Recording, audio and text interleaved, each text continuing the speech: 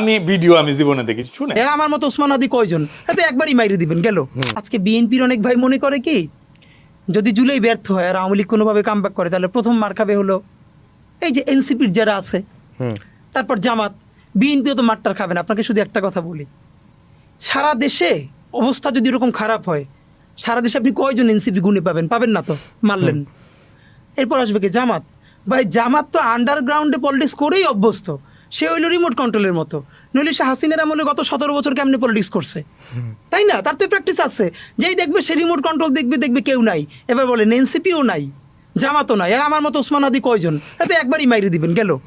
এরপর বলেন তো আওয়ামী লীগের সামনে শত্রু কে? একমাত্র বিএনপি। কারণ বিএনপির আন্ডারগ্রাউন্ড পলিটিক্স করারও প্র্যাকটিস নাই, আর তার লক্ষ লক্ষ মানুষ। আরো ভয়ঙ্কর হইলো বিএনপি যত স্টেপ নিক, এটা তো সত্য, তার তৃণমূলে লোকজন চাঁদাবাজি করছে।